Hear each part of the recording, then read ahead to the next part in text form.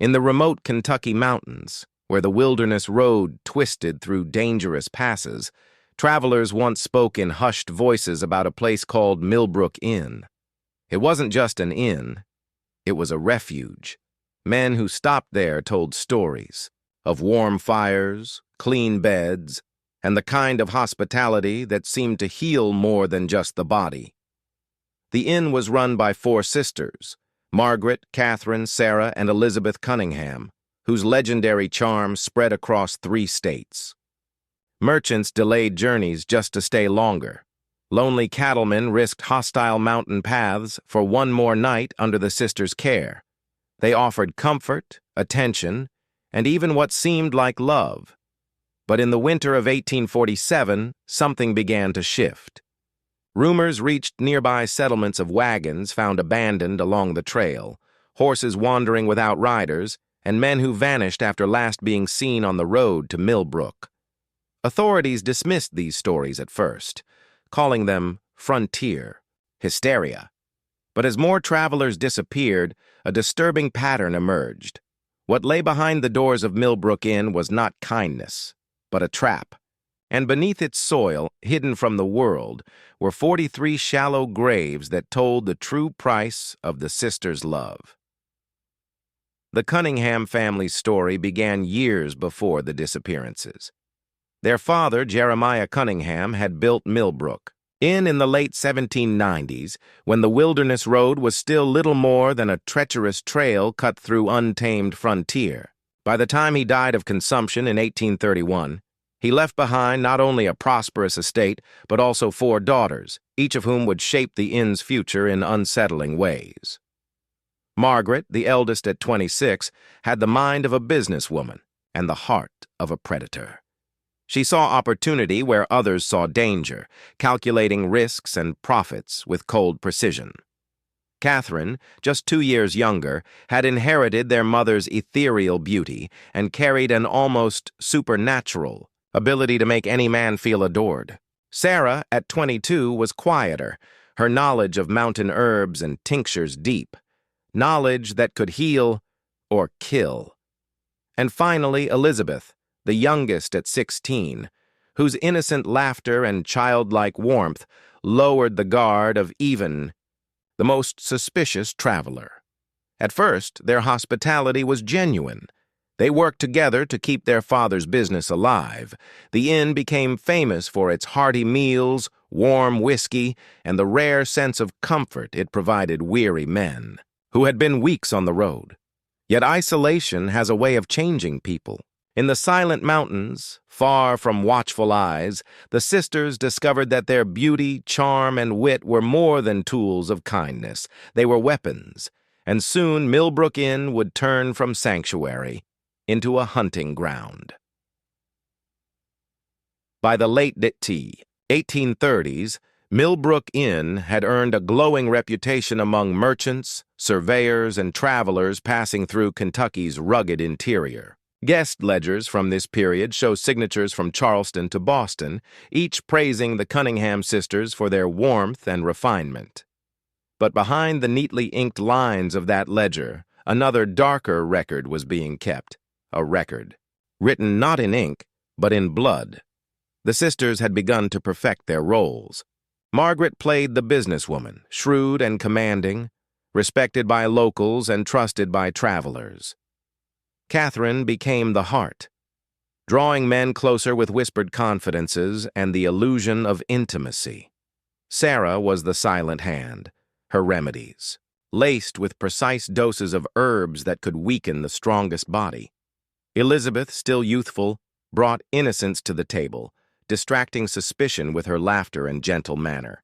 Their first known victim was Jonathan Waverly, a Pennsylvania land surveyor who arrived in September 1838. He was a quiet man, carrying expensive mapping equipment and a pouch heavy with gold coins, payment for his government contract. His solitary nature and distant family made him an ideal target. To the outside world, he was just another traveler passing through the wilderness. To the sisters, he was prey. Sarah began by preparing his meals with harmless herbs, slowly, introducing toxins that mimicked the effects of mountain fever. Catherine accompanied him on short hikes, winning his trust, while Elizabeth made him laugh at the fireside. By the time Margaret convinced him to stay longer for business opportunities, his fate was sealed. Within days, Jonathan's body weakened beyond recovery. His death was recorded as an unfortunate but common hazard of frontier travel. His possessions vanished into the sisters' growing wealth. His bones, like so many to follow, were hidden deep in the caves beneath Millbrook. Jonathan Waverley's death was not a crime of passion. It was a carefully rehearsed performance, the first in a chilling routine that the sisters would repeat dozens of times over the next decade. What began as opportunity soon hardened into strategy, each sister sharpening her role like a blade. Margaret kept meticulous records, though not in the inn's official ledger. Hidden inside a locked chest were pages of coded notes detailing every guest of interest. Occupation, wealth, habits, and weaknesses were listed with precision. She studied each man as if he were an investment to be calculated, weighing risk against reward. Catherine perfected her role as the seductress, but it wasn't always about love or lust. Sometimes it was friendship, sometimes shared admiration for the wilderness, or even the suggestion of maternal care. She gave each man exactly what he craved most, drawing him into a web he never realized was closing. Sarah, meanwhile, expanded her arsenal. She experimented with mushrooms, roots, and minerals, poisons that acted slowly, mimicking fevers, heart conditions, or strokes. Her skill was not only in killing, but in disguising death as natural misfortune. Even an experienced doctor would struggle to question the symptoms she engineered. Elizabeth's role was subtler. With her wide-eyed innocence, she distracted suspicion. She could giggle at a traveler's joke, fetch water with a cheerful smile, or ask harmless questions that revealed intimate details about a man's wealth, travel plans, or family. By the time suspicion might have arisen, it was already too late. The sisters worked like parts of a single machine, efficient, calculated, and merciless. And the beauty of their method lay in its invisibility. Each man's death could be explained away by the dangers of frontier life. A slip in the river, an accident on the trail, mountain fever. Who would question 4 respectable women who attended church, hosted socials, and donated to neighbors in need? By 1845, the Cunningham sisters had already claimed dozens of victims, yet not a single whisper of accusation touched their names. To the world, they were generous hostesses. But beneath Millbrook Inn, a hidden graveyard was growing. One skull, one coin purse, one vanished traveler at a time. By the mid-1840s, Millbrook Inn was no longer just a roadside refuge. It had become a thriving business empire under the Cunningham sisters. To neighbors and newspapers, they were a shining example of what determination and womanly virtue could achieve in a rugged land. Yet every coin of their fortune carried the shadow of a grave. Margaret invested the inn's profits with uncanny foresight. She bought parcels of farmland, rented them to struggling settlers, and soon controlled fertile valleys across Kentucky's interior. She extended loans to merchants, always with interest that ensured both repayment and influence.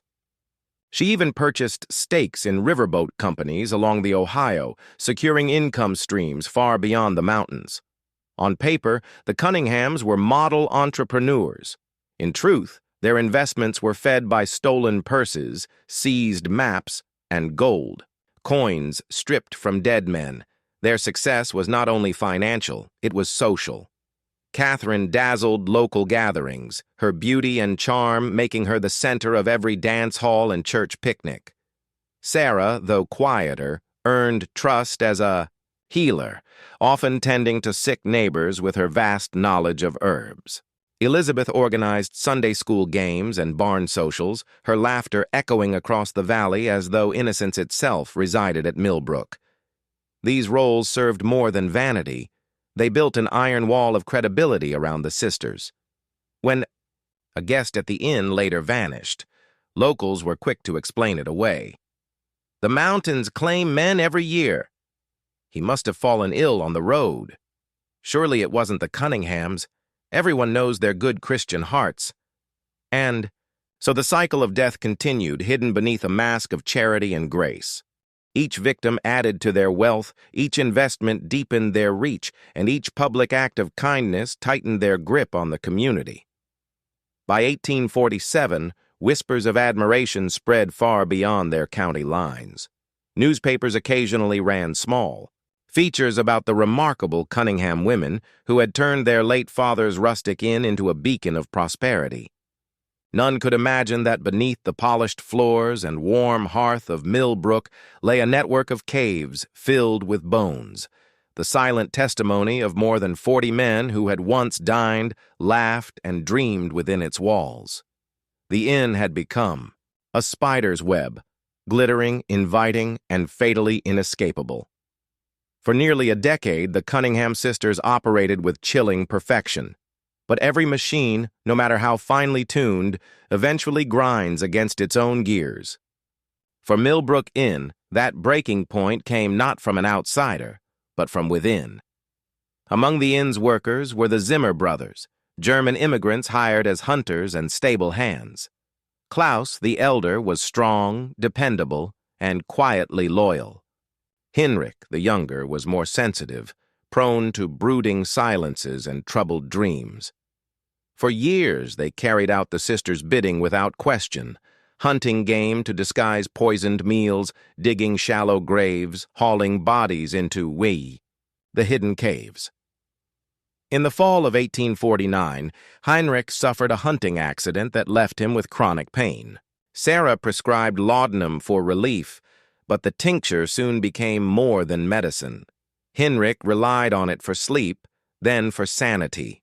What began as pain management spiraled into full addiction, eroding his mind and loosening his tongue. By the winter of 1850, cracks were showing. He spoke to himself in the stables, muttering about faces in the dark and men who wouldn't stay buried.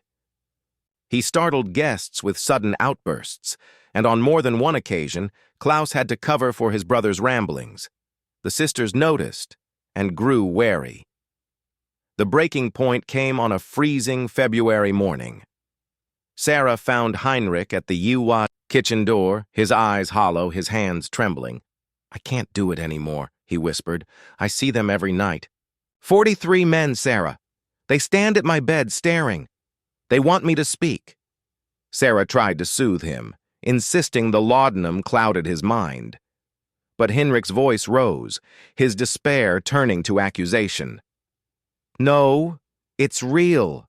I know what we've done, and I know it has to stop." His words terrified Sarah more than any sheriff's badge ever could. Hinrich wasn't just confessing, he was teetering on the edge of exposing everything. He knew where the bodies lay. He knew the poisons, the methods, the faces. He could bring their empire crashing down with a single, unguarded conversation. That night, Margaret made the decision. Hinrich Zimmer was no longer an ally. He was a liability. Sarah prepared a special supper for the brothers, roast venison, sweetbreads, and Hinrich's favorite spiced wine. Only the wine held a secret, a lethal dose of foxglove extract. By morning, Hinrich was dead, his heart silenced in his sleep. Officially, it was blamed on his weak constitution. Klaus survived, but he saw the truth in his brother's eyes before they closed forever. From that moment on, the Cunningham empire was doomed, not by discovery, but by suspicion growing inside its own walls. Hinrich Zimmer's sudden death might have fooled the neighbors, but it did not fool his brother. Klaus had lived beside Hinrich since childhood, and he knew the difference between a frail constitution and a poisoned body. The spasms, the grayish tint around Heinrich's lips, the way his heart had simply stopped, it was too clean, too final. On the surface, Klaus played his part. He dug the grave, stood silently at the burial, and nodded grimly when Margaret offered words of comfort. But behind his stoic face, a storm brewed. Hinrich's last words, "They want me to speak," echoed endlessly in his mind. Klaus began to notice details he had once ignored. The way Sarah's remedies always accompanied sudden illnesses. The way Catherine drew men into private conversations, and how those men never seemed to stay long. The way Margaret's ledgers contained strange coded markings beside certain guests, names. And Elizabeth, so bright, so innocent. Why did her cheerfulness always follow whispers of another disappearance? By the summer of 1850, Klaus's unease hardened into certainty. Something monstrous lived inside Millbrook Inn, and the sisters were its architects. Yet what could he do? They controlled the land, the money, the community. If he spoke openly, he risked joining his brother beneath the soil. Still, he could not stay silent forever. Quietly, Klaus began keeping his own ledger, recording the names of travelers who entered Millbrook and never left. He marked the dates, the possessions they carried, and the sisters' peculiar behaviors around each one. It was dangerous work, done by candlelight in the loft above the stables. His notes might have remained hidden, if not for a chance meeting with Sheriff Elias Brennan, a lawman from neighboring Fayette County. Brennan was investigating a rash of disappearances, traders, surveyors, and settlers who had vanished along the routes leading straight through Millbrook. The sheriff's questions stirred whispers in taverns and churches, whispers that reached Klaus's ears. When Brennan arrived at the inn under the guise of a weary traveler, Klaus recognized him instantly. The sheriff's eyes were sharp, always watching, always measuring. During a quiet moment in the stables, Brennan pressed Klaus with subtle questions. Had he noticed strangers never reaching their destinations? Had he seen signs of foul play? Klaus hesitated. Fear clamped his throat. But Hinrich's face haunted him, pale and broken, his eyes pleading. That night, Klaus slipped Brennan a folded scrap of parchment, just a fragment of his secret ledger. On it were 3 names, 3 dates, and a note scrawled in his rough German hand. They never left Millbrook. Sheriff Brennan said nothing, but his jaw tightened as he tucked the paper into his coat. For the first time in nearly a decade, suspicion had crept past the polished facade of the Cunningham sisters. And though Brennan left the inn with a smile, Klaus knew a storm was gathering. The sisters had woven their web too wide, too long. Now someone had begun pulling at its threads. Sheriff Elias Brennan was not a man easily deceived. Years on the Kentucky frontier had taught him that danger often wore a smile, and that the most respected families could conceal the darkest secrets. When he left Millbrook Inn after his first stay, he carried not only Klaus Zimmer's cryptic note but also a deep unease that settled like lead in his chest. Brennan began his inquiry quietly, traveling to towns along the routes that fed into Millbrook. In Lexington, he found a blacksmith's widow who still waited for her husband's return from a surveying trip 3 years earlier. In Frankfort, he met a trader's apprentice who swore his master had carried a purse heavy with silver when last seen heading toward the Cunningham Inn. Again and again, the same story emerged. Men vanished after passing through Millbrook. He returned unannounced in the spring of 1851, this time with sharper eyes. At first glance, Millbrook appeared as it always had, lanterns glowing warmly in the windows, Elizabeth's laughter floating across the yard, Catherine greeting guests with effortless grace. But Brennan watched the small details, the coded marks in Margaret's ledgers, Sarah's insistence on preparing every drink and meal, the subtle unease in Klaus's posture when the sisters drew near. The sisters, for their part, sensed the change almost immediately. Catherine remarked that Brennan's gaze lingered too long on the cellar doors. Sarah whispered that she'd seen him circle the property at dawn, taking note of the terrain. Margaret warned the others that he asked too many questions of travelers, and seemed to weigh every answer against some private suspicion. For the first time in years, the Cunningham machine faltered, not in its methods, but in its confidence. Margaret ordered Sarah to cut back on her remedies for a time, fearing that another sudden illness might draw attention. Catherine toned down her charms, wary that too much intimacy with guests might seem like manipulation. Even Elizabeth, usually carefree, grew restless. At night she paced the halls, listening for hoofbeats, certain that armed men would appear at their gates without warning. Meanwhile, Brennan quietly pressed Klaus for more. In hushed conversations behind the stables, the grieving brother revealed fragments of truth, the hidden caves, the pattern of disappearances, the special suppers, after which men never re-emerged. But Klaus could not give the sheriff the one thing he needed most, proof, and proof was dangerous to obtain. Brennan knew that if he pushed too hard, the sisters might sense his suspicions and act before he could strike. So he chose patience. He lodged at the inn often, never overstaying, never refusing their hospitality. He laughed at Elizabeth's jokes, complimented Catherine's cooking, and even bought a small parcel of land nearby to mask his intentions. All the while he waited, hoping the sisters would reveal themselves. But the sisters, too, were watching. Margaret in particular understood that Brennan was no ordinary guest. One evening she gathered her sisters in the parlor, her voice low and sharp. "He is dangerous," she warned. "If he suspects us, then every coin, every acre, every grave beneath this inn is at risk. We cannot afford another Hinrich." Sarah suggested the obvious solution. A dose of foxglove or belladonna slipped into Brennan's wine. Catherine hesitated, arguing that killing a lawman might draw more suspicion than silence. Elizabeth trembled at the thought, wringing her hands like a child caught between obedience and fear. For the first time, the four sisters disagreed. Their unity, so precise, so unbreakable, began to fracture under the weight of Brennan's silent war.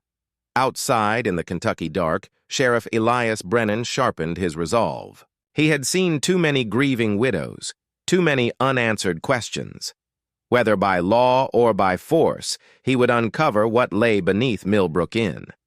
The Cunningham sisters felt the noose tightening, and in their growing paranoia, they prepared to make their most fatal mistakes. By the autumn of 1851, Sheriff Elias Brennan had mapped nearly every path, stream, and ridge surrounding Millbrook Inn. Yet one place continued to haunt his suspicions: the limestone caves beneath the property. Locals spoke of them in hushed tones, describing deep chambers where cold air seeped up through the soil and where even hunters avoided setting traps. Brennan wondered why the Cunningham sisters had built their root cellar so near one of those fissures. One night, guided only by moonlight, Brennan dismounted near the stables and crept toward the back of the inn. He moved silently, his lantern hooded, and soon found a narrow entrance hidden by stacked firewood. The air that escaped was damp and sour, tinged with something metallic. He stepped inside, his boots crunching on gravel, and followed the passage, downward. The deeper he went, the more the cave seemed unnatural. Large stones were arranged like markers. Shallow pits had been dug and covered in a hurry. Brennan's heart pounded as he crouched and brushed aside loose soil. What he uncovered stopped his breath, the curve of a jawbone, white against the black earth. Beside it lay the rusted buckle of a surveyor's pack. For Brennan, it was no longer suspicion. It was truth. The Cunningham sisters were murderers, and Millbrook was a graveyard. He replaced the soil, marking the spot in his mind. But before he could retreat, he heard it, the soft scrape of a shoe against stone. Catherine's voice floated into the darkness. "Sheriff Brennan, you wander where you shouldn't." Behind her, the glow of another lantern revealed Margaret, her expression calm, but her eyes hard as steel. Sarah held a bundle of herbs in one hand, while Elizabeth stood trembling, torn between fear and obedience.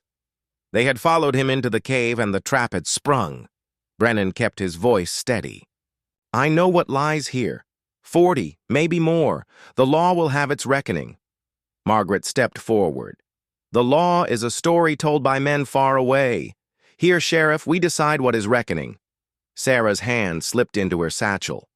Catherine's smile was sharp as glass. Elizabeth whispered, "Please don't." But no one listened. Brennan drew his revolver, the metallic click echoing in the cave. "Try it, and the first of you moves no further." The stalemate stretched, the cave holding its breath. Then, unexpectedly, footsteps echoed behind Brennan. Klaus appeared at the mouth of the tunnel, his face pale, his hands shaking but determined. "Enough," he said, his German accent thick with grief. "No more graves."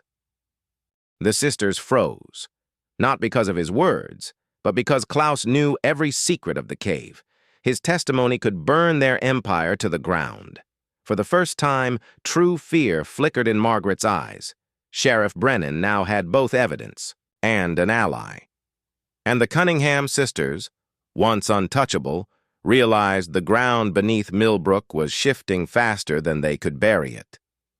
The final confrontation at Millbrook Inn began not with gunfire, but with silence, the kind that weighs heavier than thunder. Sheriff Elias Brennan stood at the edge of the common room, revolver drawn, lantern casting long shadows across the log walls. Klaus Zimmer stood beside him, fists clenched, his face etched with years of guilt. Across the room, the Cunningham sisters gathered like cornered wolves. Margaret, ever the strategist, was the first to speak. "Sheriff, you've uncovered bones, yes, but bones do not speak. Without proof of who they belong to, you have nothing." Brennan's voice cut through the tension. "I don't need their names. I need only to show that 43 graves lie beneath this inn, and I have a witness, your own man." Sarah's lips curled, clutching her pouch of herbs as though they were weapons. Catherine stepped closer, her voice soft, almost pleading. "Sheriff, you don't understand. These men came here broken. We gave them peace, love, a final kindness." "Kindness?" Brennan barked. "You call hammer blows to the skull and poison in the tea kindness?" Elizabeth trembled near the fireplace, her eyes wide with something between terror and regret. She looked at Klaus, whispering, "Please, don't let them take us." But Klaus only shook his head. That was when Margaret made her move. With a sudden cry, she hurled the lantern from the mantel toward the sheriff. Flames licked across the floor as oil splashed against dry timber. Brennan fired, the shot cracking through the room, grazing Margaret's shoulder. Sarah shrieked, scattering. Powder from her satchel into the fire, and the blaze roared higher.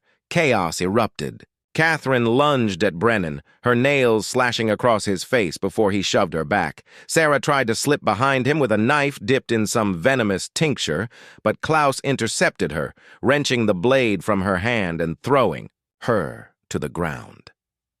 Margaret, blood soaking her dress, still barked orders like a commander, urging her sisters to fight on.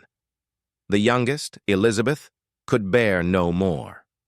Tears streaming down her cheeks, she screamed, "Stop! All of you, stop!" Her voice cracked through the madness. But it was too late. The fire was climbing the walls, smoke choking the air. Brennan fired again, this time striking true. Sarah fell, her poisoned knife clattering against the hearthstone.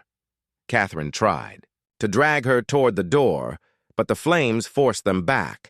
Margaret, weakened yet defiant, spat blood and cursed the sheriff as the roof beams began to splinter overhead.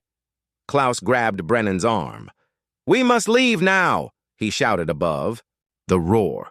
Together, they staggered out into the cold night, coughing smoke, as the inn behind them became a raging inferno. From the yard, they watched the Cunningham sisters' empire collapse into ash. Some claimed they saw figures still inside. Margaret, clutching Catherine, Elizabeth screaming in the smoke, but no bodies were ever recovered. Only the ruins of Millbrook Inn remained, smoldering above the caves where 43 men had been buried in silence. Sheriff Brennan filed his report, but the law could never hang the sisters without their bodies. And so, the tale of Millbrook Inn became legend, half history, half nightmare.